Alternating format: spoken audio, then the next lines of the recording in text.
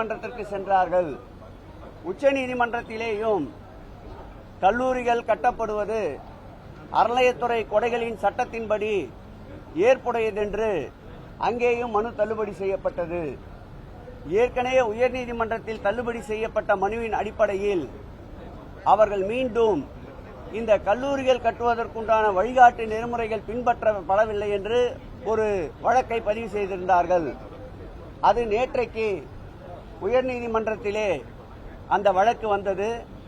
அந்த வழக்கின் அடிப்படையில் உயர்நீதிமன்றத்தின் சிறப்பு அமர்வு மாண்புமை பொருந்திய நீதியரசர் ஜெயச்சந்திரன் அவர்கள் தலைமையிலே இருக்கின்ற அந்த பெஞ்சிலே கல்லூரிகள் கட்டப்பட்டது நியாயம்தான், முறையானதுதான்.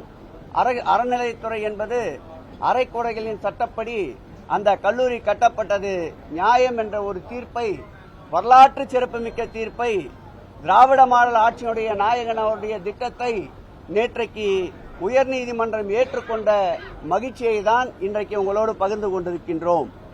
மேலும் அவருடைய தீர்ப்பிலே இந்த 4 கல்லூரிகளில் 2 கல்லூரிகள் கட்டப்பட்டுவிட்டன. கபாலீஸ்வரர் திருக்கோயில் கொளத்தூர் கல்லூரியும் அதேபோல் பழனி ஆண்டவர் திருக்கோயிலுடைய பழனி கல்லூரியும் கட்டப்பட்டு விட்டது. மீதம் இருக்கின்ற 2 கல்லூரிகள் கட்டப்பட வேண்டும். அது திருக்கோயிலிலே நிதி இருந்தால் திருக்கோயில் நிதியிலிருந்து கட்டலாம். அப்படி இல்லை என்றால் அரசு அதற்கு உதவி செய்ய வேண்டும் என்று தீர்ப்பளித்திருக்கின்றார்கள். அந்த தீர்ப்பின் அடிப்படையில் செயல்பட்டுக் கொண்டிருக்கின்ற அந்த 2 கல்லூரிகளும் வாடகை கட்டிடத்திலே செயல்பட்டுக் கொண்டிருக்கின்றது. அதற்கு சொந்த கட்டிடத்தை கட்ட இந்த அரசு நீதிமன்ற தீர்ப்பின்படி முன்வர வேண்டும்.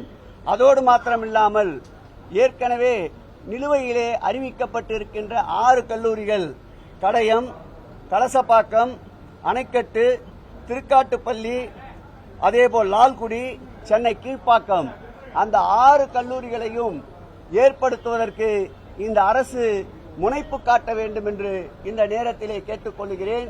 இந்து சமய அறநிலைத்துறையை பொறுத்தளவில் 5 ஆண்டுகளில் செய்ய வேண்டிய பணிகளை 5 ஆண்டுகளில் செய்திருக்கின்ற பணிகள் 50 ஆண்டு காலத்தில் செய்ய வேண்டிய பணிகளை நிறைவேற்றிய அரசு திராவிட மாடல் அரசு.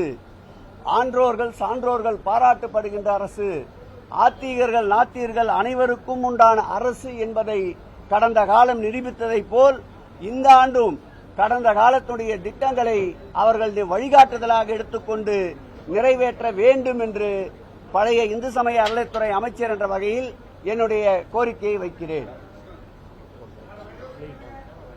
தொடர்ந்து தற்போது இருக்கக்கூடிய இந்து சமய அறநிலையத்துறை அமைச்சர் மீது பல குற்றச்சாட்டுகளையும் விமர்சனங்களையும் முன்வைச்சு வராரு. அதுக்கு பதில் என்ன சார்? நான் ஏற்கனவே சொன்னது போல் சட்டியிலே இருந்தால்தான் அகப்பையிலே வரும்.